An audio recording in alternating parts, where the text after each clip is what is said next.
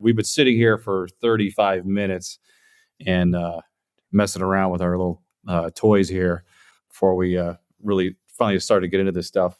But no, the reason I have to record the some type of intro, and today we're talking about AI and tools for solopreneurs. But the reason I have to record something like that is because it's the audio version. If we just jump right into us, talking about nonsense, nobody knows. So the video here, or unless people can't read the title, for anybody who cares that's listening or watching this, if we even air this part, we're discussing what AI tools and what platforms we could use for the podcast here.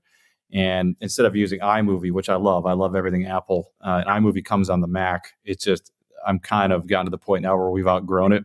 We're going to try to do the camera switching, make our production a little bit better. I mean, I can't do anything about this face, but we can at least try to make the audio and video a little bit better. But as you can see right now, I just used my AI to make Reese disappear. Scott. It's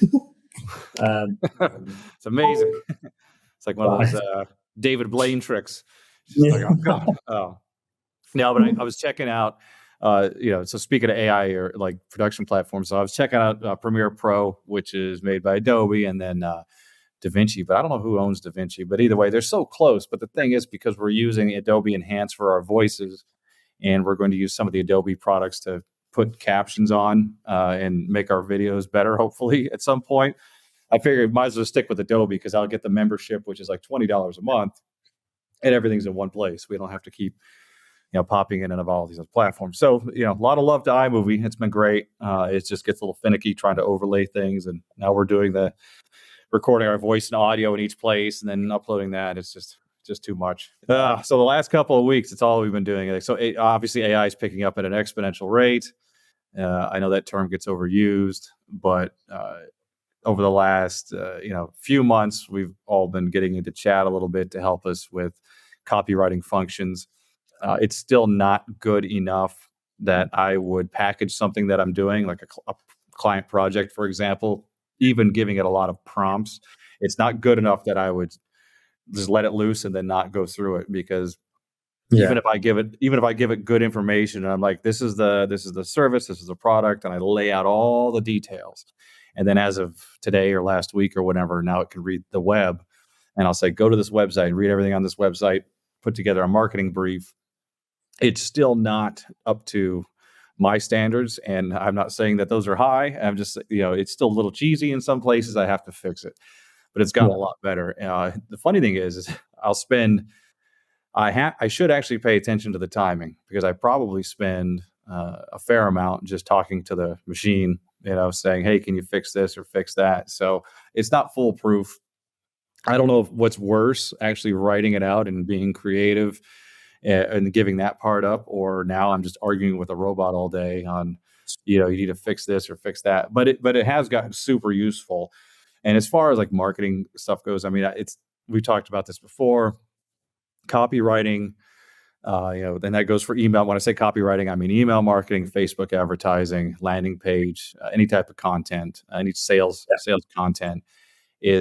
Its days are numbered as far as a human writing it out long form. Fortunately, you and I have been doing this long enough, which hasn't been long. It's been long enough that we started writing this long form. So, man, what a great career choice. I picked a job that a year later they have robots doing it now. Yeah, that was really smart.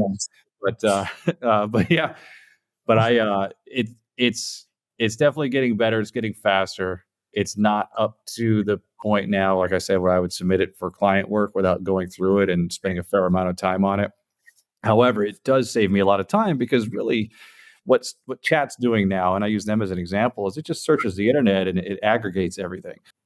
I mean, you're talking about long form content, and essentially I think companies and agencies in particular need to see, especially ChatGPT, but other tools, as personal assistants in all of your employees' pockets. That's the way to look at it. It's like if you were to hire a junior for every single person in your company, this is that junior.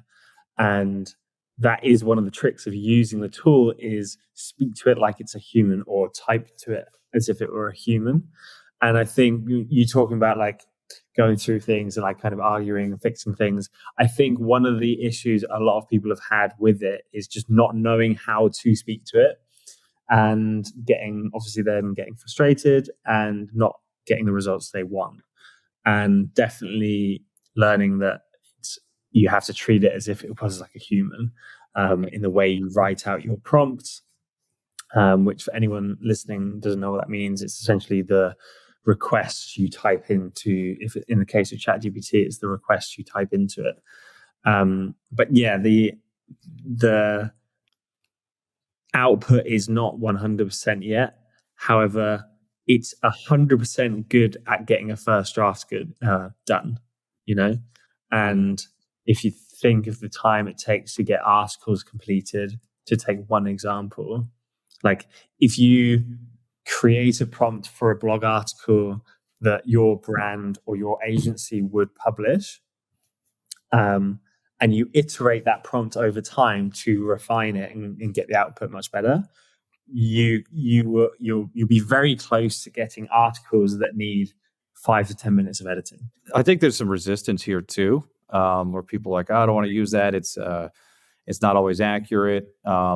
It's not really artificial intelligence. That's just a word we put on it. It's really a machine learning, language model.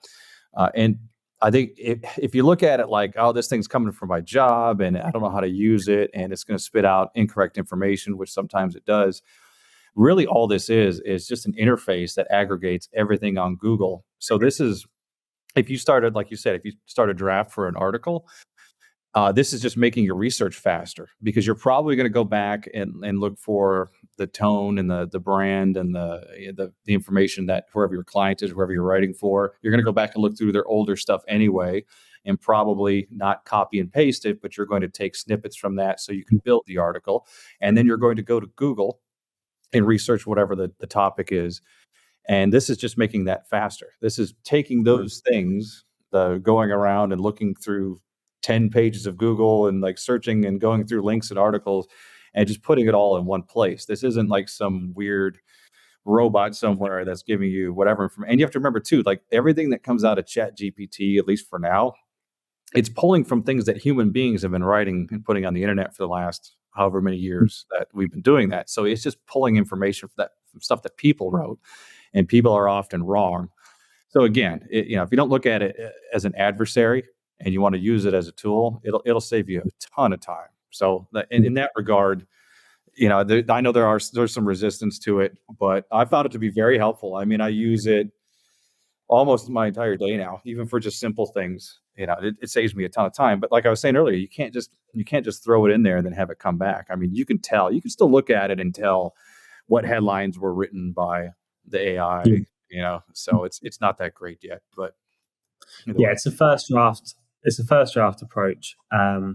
but for now, like it's going to get very, very good, and also just helps get through any blocks with brainstorming as well. It's like you need some ideas for something. It's like you just throw a prompt in there to just generate something on the page that you/people in a room can actually use as inspiration, and it will spark different ideas. But instead of staring at a white board or white screen, like you get something on the page that can spark discussion.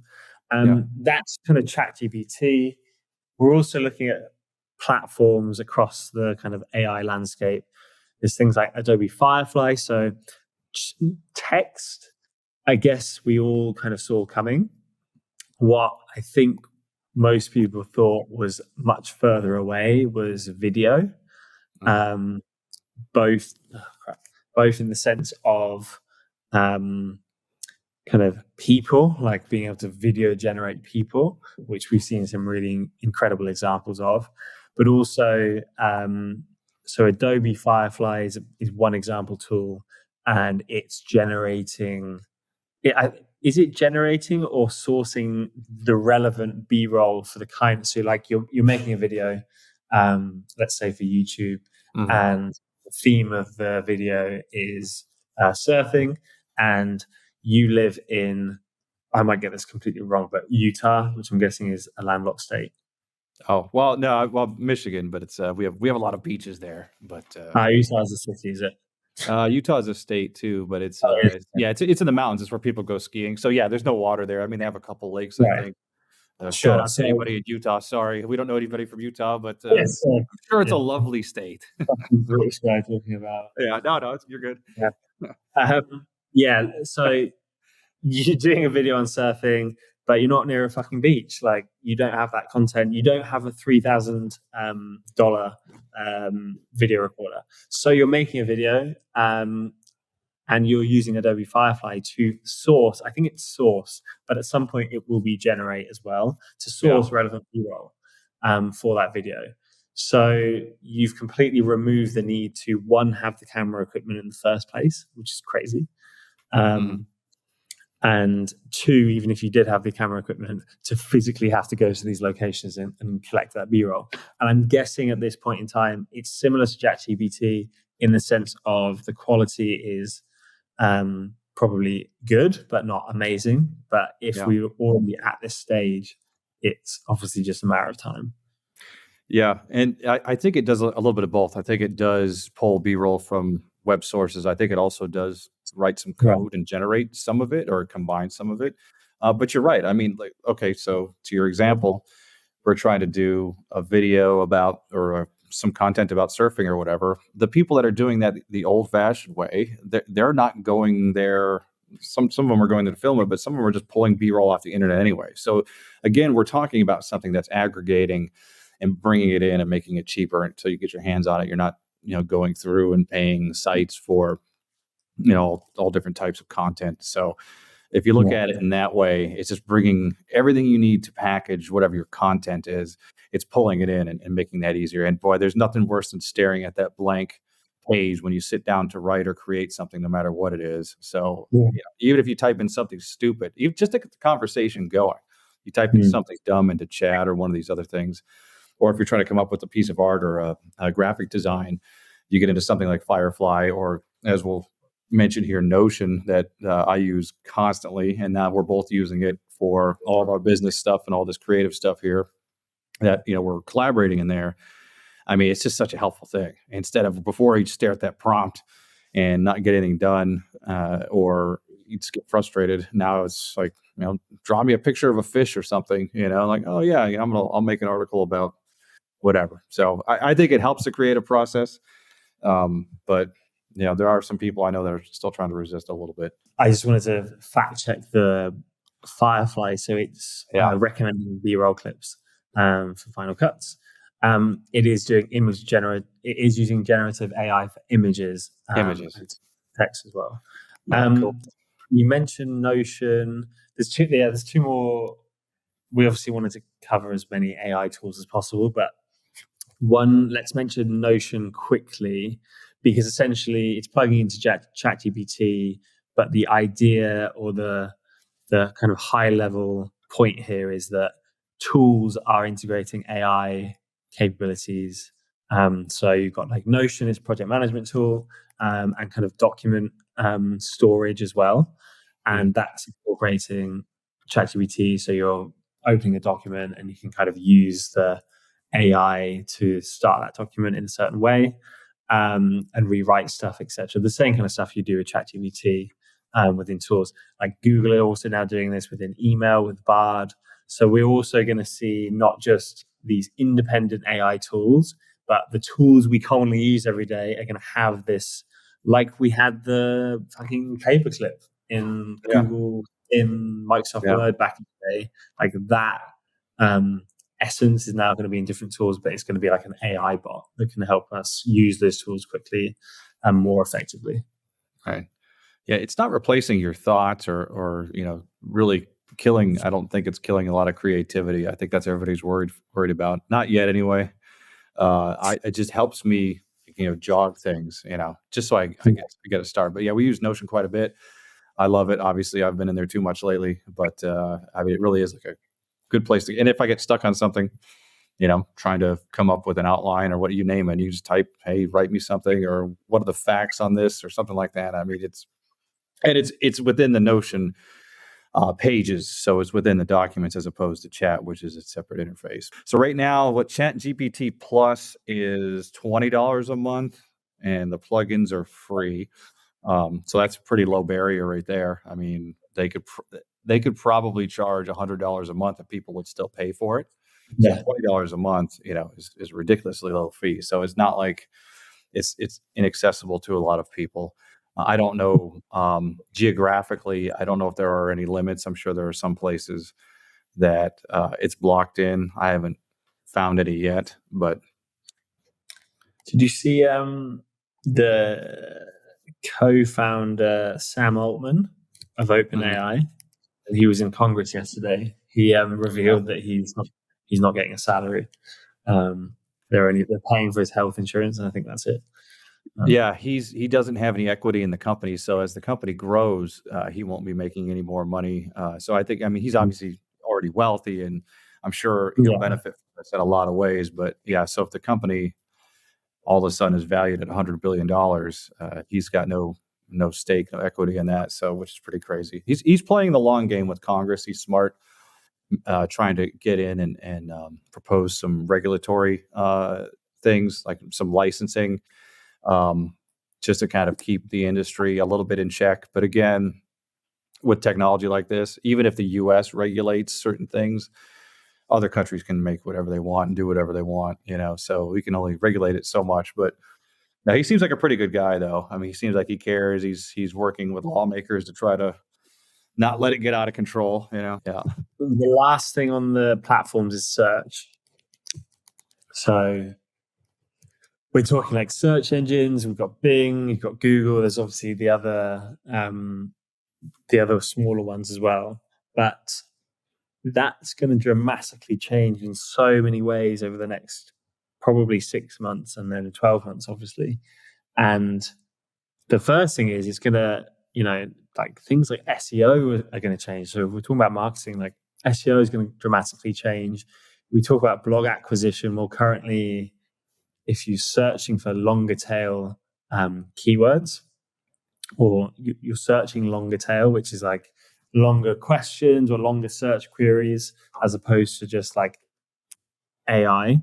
Like, for example, how can I use AI for my business? That would be longer tail. So typically blog articles show up, and within marketing, like you write those blog articles to try and rank higher than competitors so you get the traffic, right?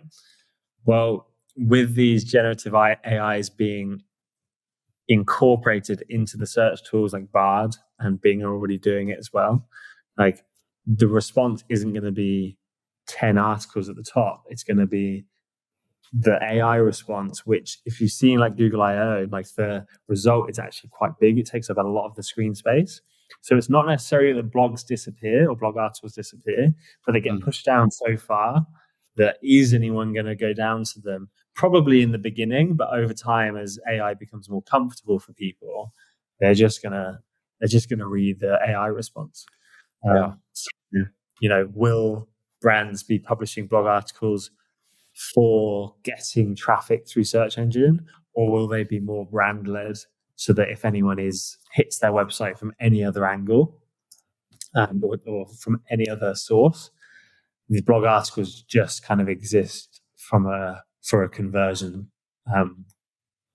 focus. Yeah. No, that's interesting. But I was thinking about this a few months ago. I can't believe that blogging is still a thing, meaning like the blogging for the SEO and for the traction there, because now obviously Chat GPT can write you a blog, can write you a whole bunch of blogs. So it seems silly that people are still blogging for that, and maybe they just the two things haven't caught up to each other yet. The algorithms haven't decided that blogs are not useless, but I think you're right about it's still useful to have information on your site. You have a personal blog and it's about your life and what you do. That's perfect. If you're just writing for I'm not going to mention any names, but if you're just writing for like a health insurance company and they want a blog about certain things within the industry, and you're either using the AI tools or you're writing it based on what you find on the internet, it's just the same information, just repurposed. So those types of things, I don't think will have any longevity. But I think branding and personal stories and other sales conversion things will probably have its place. Yeah, I agree. Brand will be king as opposed to content being king. I think has traditionally been the case. Awesome. I mean, there's so many tools out there, and we could spend a whole episode on it. Do you want to? We can find more platforms. But if we want to, I mean, the pros of using AI, we've got a few bullet points that we swear ChatGPT did not help us with.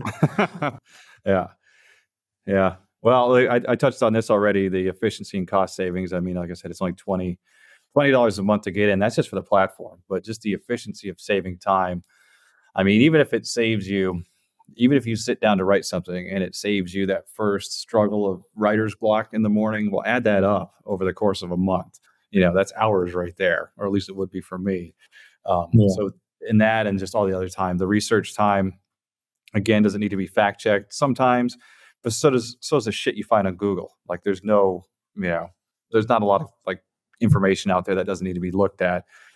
So yeah, for as far as efficiency goes, it speeds things up. Now, this just came to mind because it's happening to me now. Because these tools make this stuff faster, I'm expected to do more in a shorter period of time.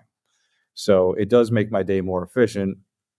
However, I end up having to do more things. So time savings, depending upon how you use it.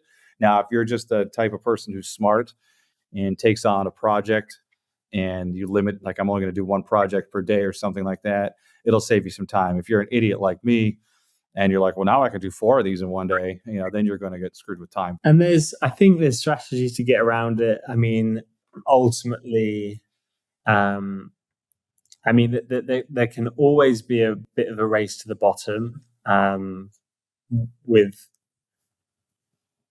some quote unquote competitors, but also if you have the experience and you know what makes the best quality, like the fact you are then able to produce 3 times as much, well, actually, I'm going to charge you accordingly. Like you're now getting these like 2 weeks earlier. Yeah. So if you want this quality that I'm overseeing and quantity in this period of time, like there's actually a premium on it. I don't think it's like the value is higher. Like you're getting what you want quicker, and in a higher volume. And if those articles are going to make you money and you're now able to do 20 articles a month instead of 5, well, you're getting way more value. So why am I not going to charge for that? Yeah, that's where the throttle problem is on the health and personal aspect of it, because I'm like, I can do more of these in one day. So yeah, though the tools are great, it's just I need to slow down. But no, you're right. I am. When I say I do 3 of what I used to do before, I'm charging full price for all 3 of those. So it's more money for me. So it definitely helps in that sense. So if you can make yourself as busy or as not as busy as you want to here. Once you get into a rhythm with these tools, you realize that it can take care of certain things. So you have a little bit more space to be creative. So you can get it to be doing menial tasks. And now we've got the kind of plugins in ChatGPT. You can hook it up to Zapier to kind of automate things. Again, you're just creating more time to perhaps focus on the creativity aspect, which can also come through in the editing as well. So instead of like using like a certain amount of brain power to like, I have to get this first draft done, it's like you can use all that time now, if you like, to edit and be a little bit more high level and be like, cool, is this the right angle? If that makes sense. Yeah, no, that's actually a really good point. So I'll use an example from yesterday. I had to do some more headlines, and my process for writing a headline for a company, I can't remember who it was now. It was AARP, our retirement magazine we have in the U.S. So my process for writing headlines for companies like that is to go through. I have to read their website, take a bunch of bullet points down, go through the deliverable. I have to go through a whole bunch of stuff. I was able to use chat to summarize all that. And then, of course, I had to build the headlines after, they gave me a little bit of help. So, but I was able to, like, the bandwidth and the mental power that I would use, like spending an hour and a half looking through documents and websites and trying to take down pertinent information. I didn't have to do that anymore. So when it came time to, like you said, use my creative energy, I was able to like throw it right into the headlines instead of wasting it on research and going back and forth between pages and everything else. There will become higher costs, especially if you're a bigger business and you need to, you have a lot more attention.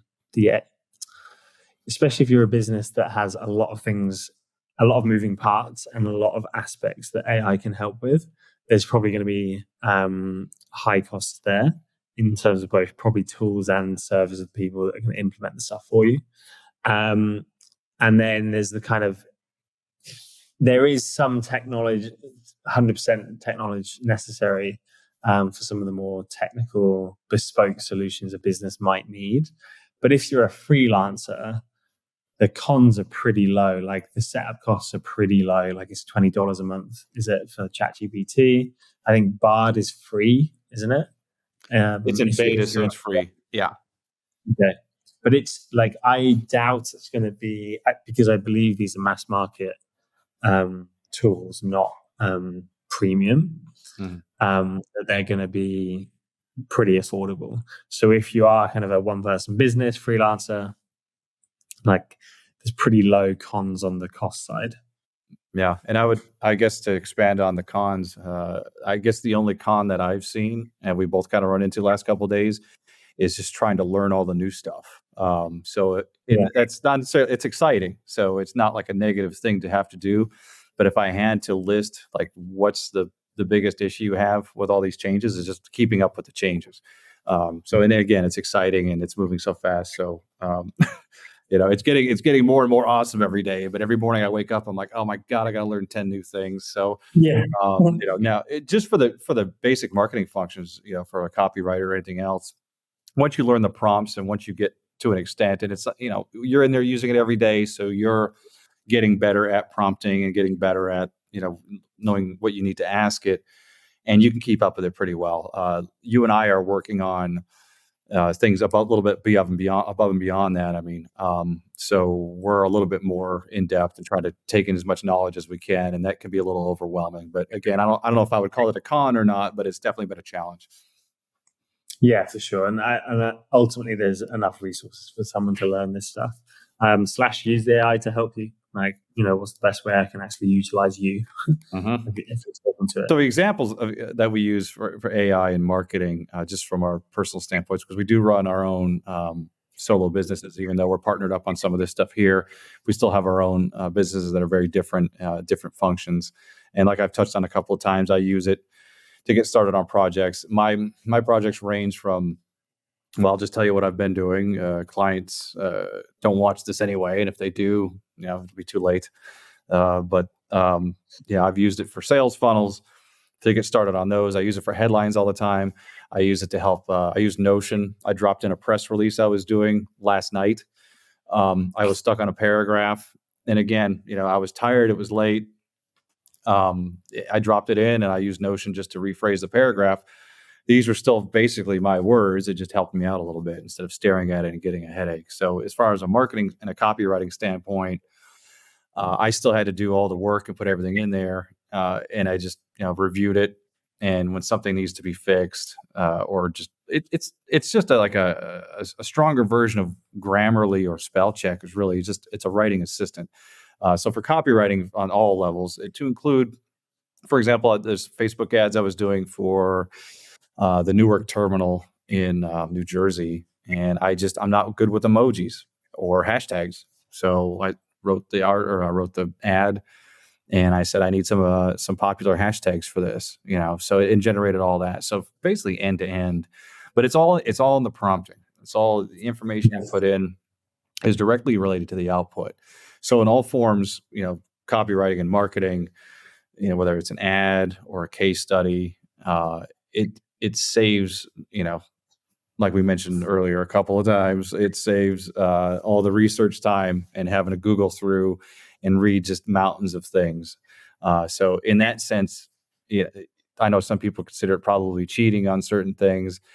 I'm just like, well, I don't know. I don't look at it like that way, because if I'm Googling and reading through your company manuals and everything, that sucks. That's not cheating to get a head start on that, Yeah, and you're not like, anyone can do that research to a degree. Right. Like you need some sort of lens, but most people can do that research.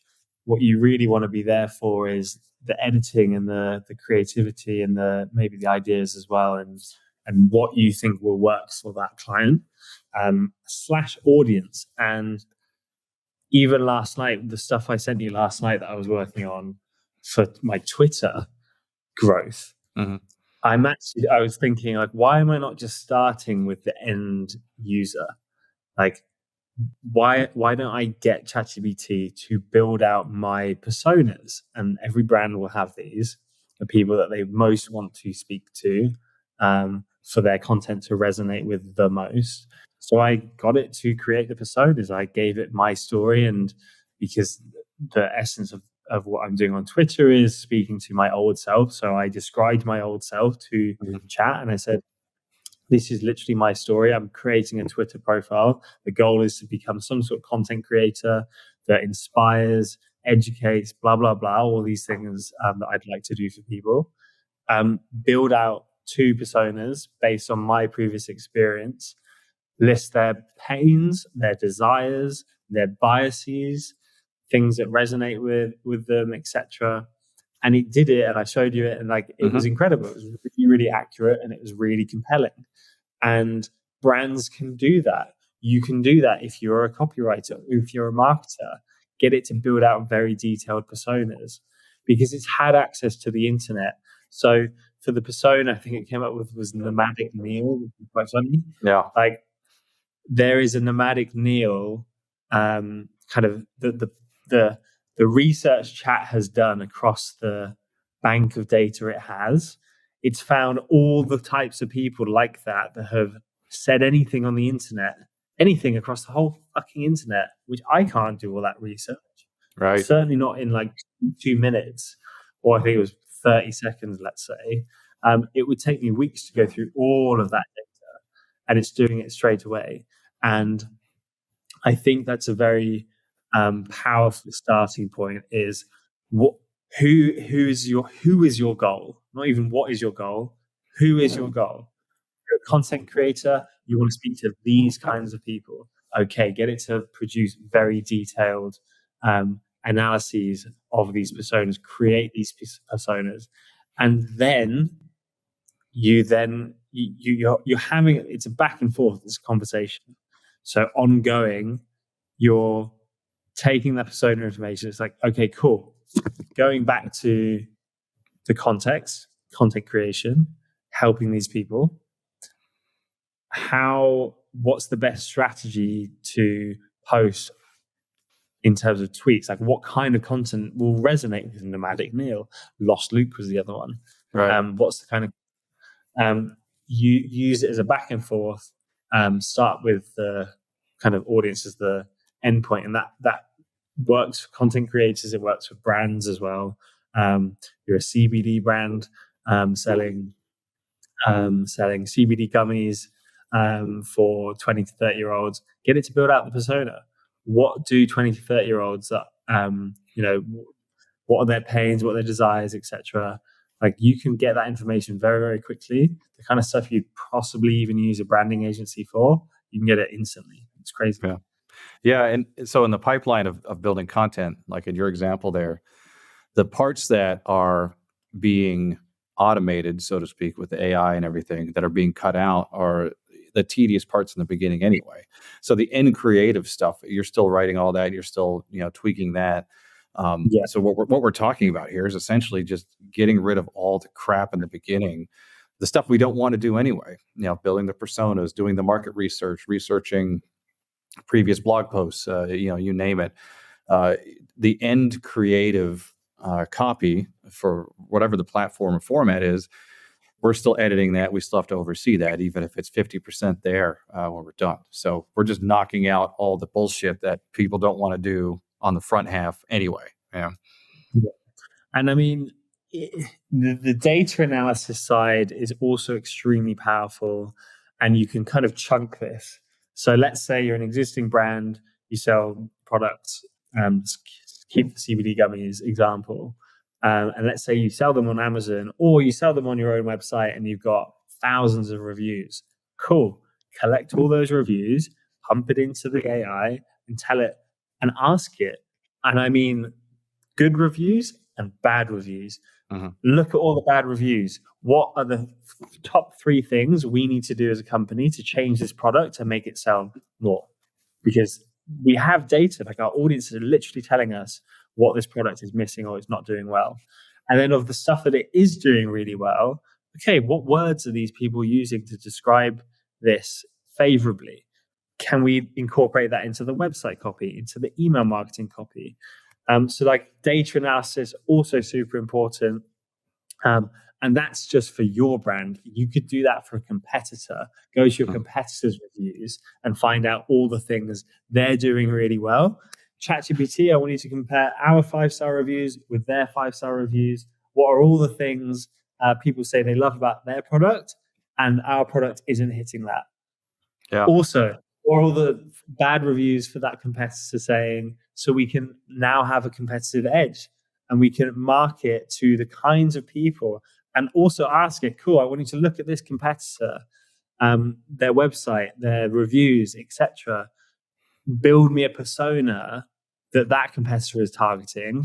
Cool. Now look at all the bad reviews that competitor has. Match that persona with the kind of features that they're looking for, and we can build that into a new product ourselves and use that persona to generate all the website copy, the ad copy that will resonate with those people.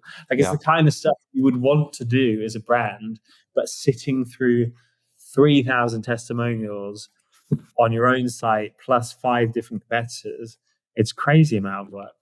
No, yeah, and remember too, like it wasn't all that long ago. If people needed market research to get reviews or get people's opinions, like they were this within a few years ago. People were calling people or sending out emails asking for reviews or surveys and everything else. Now, because everybody's and granted, some people who leave reviews on things aren't the nicest, and they just they want to talk about themselves and everything else. But now there's all this data out there. Like you said, people are leaving good reviews, bad reviews, especially on Amazon products and other things too. Why would you want to sift through all that? This is perfect. You could do what a market research package would probably use to take a month.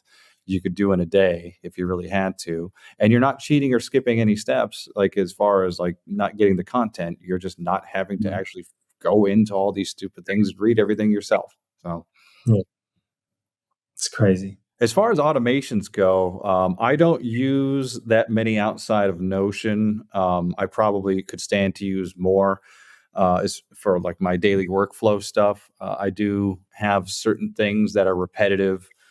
Like some of the stuff we're doing as far as we're talking in terms of filming this stuff and doing the podcast work, which doesn't really fall into the marketing category. There's a lot of stuff there we could probably automate. But as far as daily stuff goes, are you big into Zapier or using that on a regular basis? I'm not doing any automation right now. No. Now I've seen that plugin feature. I'll have a look at it. Because I think I want to. Oh man, I'm gonna every week now. I'm looking at the fucking weekend and I'm like, I'm in Cyprus. I'm traveling. The whole point is to go and fucking experience stuff. Don't get me wrong. Boat trip last Sunday. If you're in Cyprus, in Paphos, go to the Blue Lagoon. It's not the most, there's no beautiful scuba sites or anything like that. Cyprus isn't that great for that. But honestly, surroundings beautiful, turquoise waters. You get an hour and a half off the boat. Like it's a bit of a tourist experience, but it was fun. Sure. And you go with the right people, it doesn't really matter. Like you will enjoy it.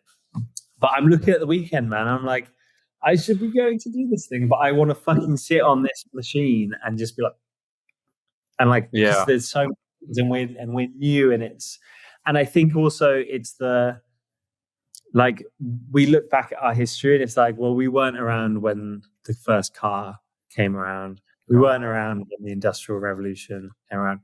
You, I guess, were around more when the internet came. Yeah, and so it's funny you bring this up. I was just thinking this yesterday. So like I was born in 1980, so we had a TV in the house and we had a telephone on the wall. But cell phones were invented in the 90s, but they weren't in everybody's pocket until the 2000s. That's when everybody like had them in their on their person. So yeah, but for us growing up, it's like we had electricity and toilets and certain things. So it's like, it's already there. Like it's not that big of a deal. Now, if we were our grandparents or our great grandparents who had horses and no electricity, that's huge. Like everything going on is like right now is even more so. But yeah, so what we're going through now is like that real shock of things are moving super fast. We're trying to learn and keep up with it. You and I are doing it more so than most people have to. So for anybody who's listening or watching, you don't really have to feel overwhelmed by everything we're mentioning now, because we're actually delving into this, so we can help other entrepreneurs and remote workers kind of get up on this technology. But we've got a bunch of other things that we're working on as well to take this a step further. So, if you're getting overwhelmed by everything we're saying, it really is just as simple as getting ChatGPT and getting started with a couple smaller projects there. And when we talk about the automations, I haven't done it either. I'm sure I could. That's next on my list of things to do with Zapier. But again, if like I'm still building out Google files and Drive things here and there and copying and pasting certain things that could probably all go away. I just haven't got to that point yet. So, just try to ride that wave and find the time to do it without sacrificing off time, Yeah. So as far as automations go and everything, I'm not really up on that as much as we could. That's something that we'll probably cover in a future episode. So we'll learn the tools, everything we talk about in these videos and on the audio version, of course, where it's stuff that we use, things that we actually use every day for our marketing businesses. We don't, we're not going to mention anything that we haven't tried out, and we're not experts by any means. We're just kind of in the thick of it lately. But we'd also, we're open to other ideas for episodes. So as always, you can leave comments in the show notes or in the, hang on, of course I go to say something important. I got a mosquito fly right by me, but I have to say something at the end here about, just leave us some comments. What do you want us to talk about? Fuck. Honestly, I think that's fine. Just leave it. Yeah. Well, whatever you guys, anything you guys want us to talk about, just go ahead and leave comments. We read every comment from every subscriber. So all 4 of you out there, shout out. If you go ahead and like drop something in there you want us to talk about, we'll whip that up. We'll use all of our tools at our disposal to write an outline and get on here tomorrow and talk about all this nonsense. So I don't know if I want to end it. I don't know if I want to end it there, but yeah, I think it's fun. Yeah, speaking of fucking editing,